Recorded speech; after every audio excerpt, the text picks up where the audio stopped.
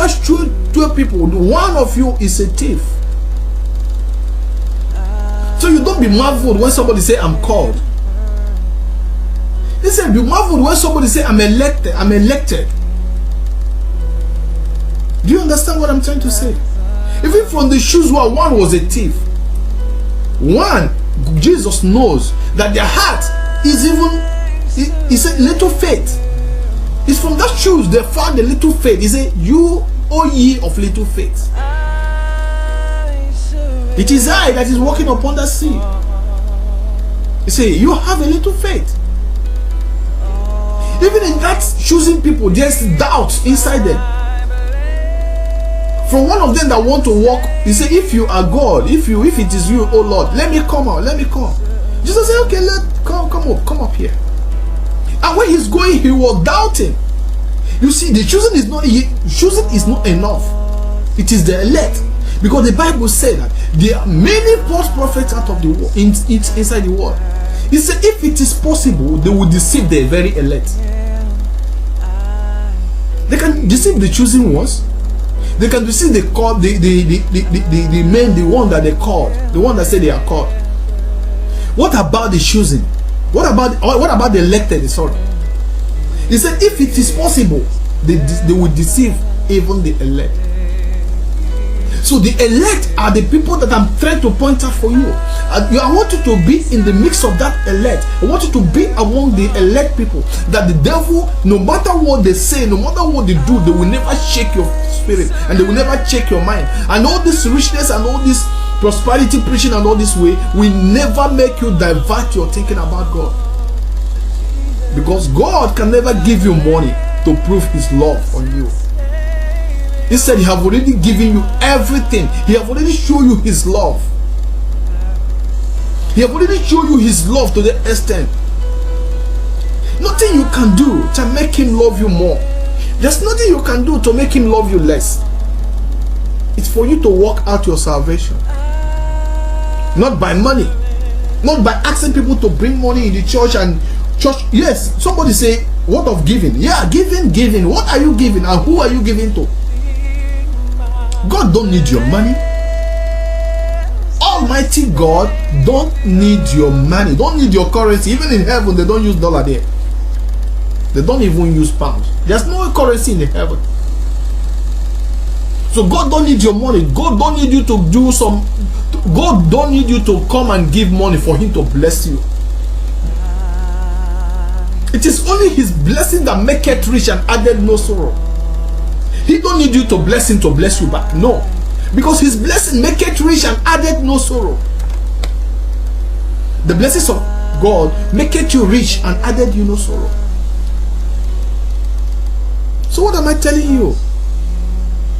The reward you will get. Go to the book of Psalms chapter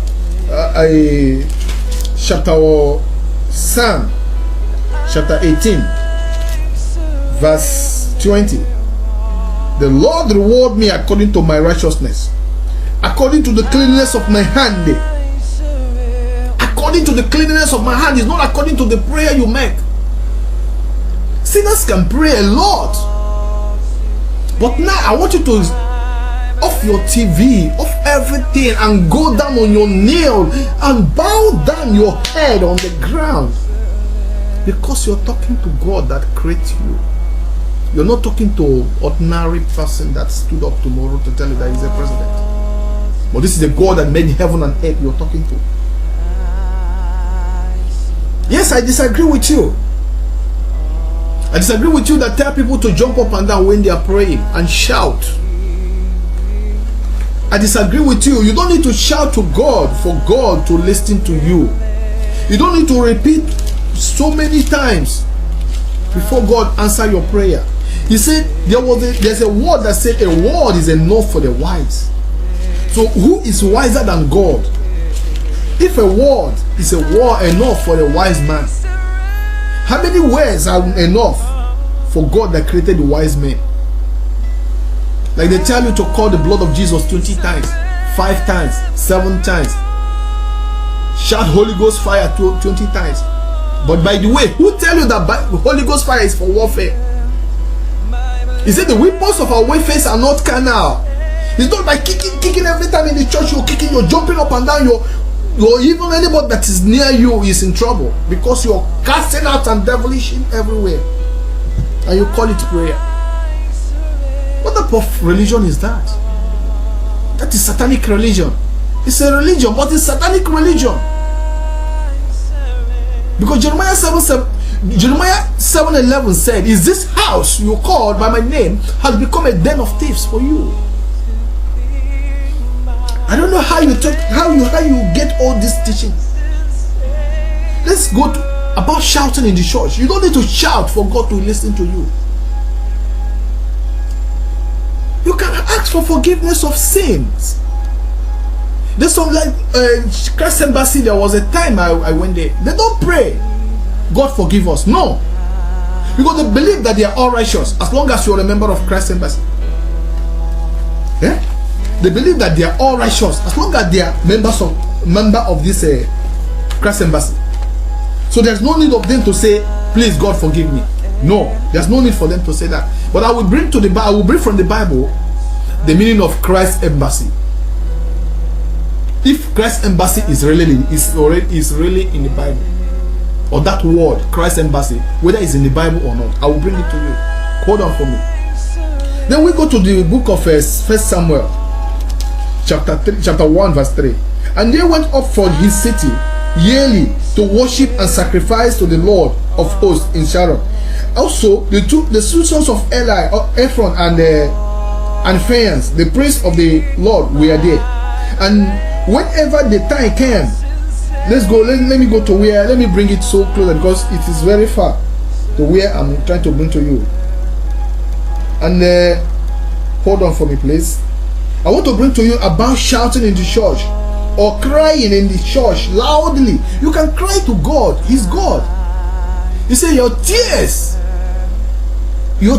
have come onto the altar of the Lord. Your tears have come onto the feet of Almighty God. Not by shouting and hitting your head and what are you talking? You don't even know what you're saying. If you have the spirit of speaking in tongues, who interpret it to us? Who in that church can interpret speaking in tongues? Even that your pastor that is saying, if you take a tape recorder, record it. It's the same thing he said today, he will say next tomorrow. God is no repetition of words. This is not God. I'm coming. Okay, let's see. In the book of 1 Samuel chapter 1 verse 12. "And it happened as she continued praying before the Lord, that Eli washed her mouth. Now Hannah spoke in her heart, only her lips moved, but her voice was not heard. Therefore Eli thought she was drunk." Listen to me. Hannah was shouting. This is the spiritual shouting that you have to shout to get something from God. Not the shout of you be started doing all sort of nonsense in that place we call church. The Bible said in the book of 1 Samuel chapter 12, Hannah was shouting, Hannah was crying, Hannah was shouting with the bitterness in her heart because she's asking God for something that is very, very important to her. And her mouth was only moving. You cannot hear voice. That is speaking to God. That is speaking to God. That is crying out in a loud voice, in not a loud mouth. Loud voice, not a loud mouth. Your mouth can be moving, but your voice is so loud in the heaven above, not here. Amen. Your voice should be heavenly, highly, and vocal, in a way that there's no speaker that contains the loudness of your voice. In the heavens raise. In the heaven arena there, your voice will be so loud that it will be disturbing everybody there. Your voice will make God turn back and say, "What is this? Who is this?"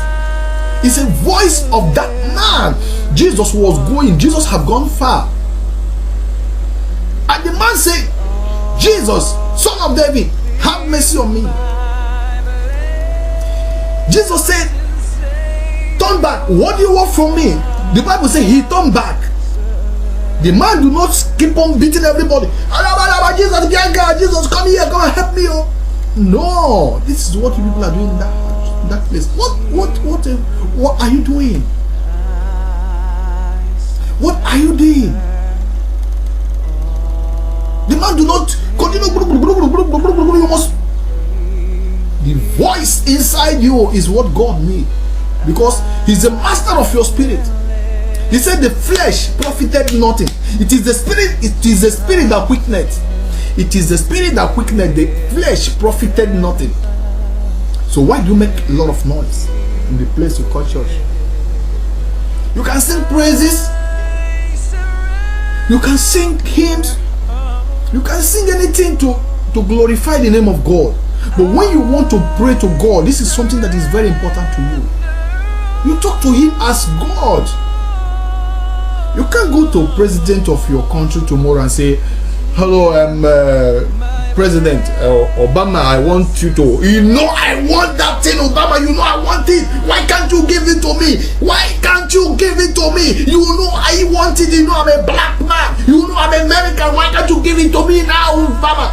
Do you think Obama will give it to you? Do you think him being a human being, look at you, he will just say, what is wrong with that guy? Why can't you just bow down? Kneel down and bow down and put your face down. The Bible says, go inside your closet and pray that God that seeth in secret will see you and reward you. He said, don't be a hypocrite. Don't be like those people that go to the marketplace and pray and shout so that people will pray, and the people call them rabbi. What do people call them today in their churches? Daddy. But the Bible says we have only one master, and that is Jesus Christ. And that is what Jesus Christ. There's a loud cry that's supposed to be cried inside you, not outside you, because that loud cry is the need of the spiritual things. But when you're jumping up and down, hitting for your pastor to see that, oh, that guy is a prayerful brother, you're requesting for physical gift. But I haven't seen that person pray before. I haven't seen him pray. But he prays. At least he's not in difficulties. He prays. That is the type of people that God wants. It's not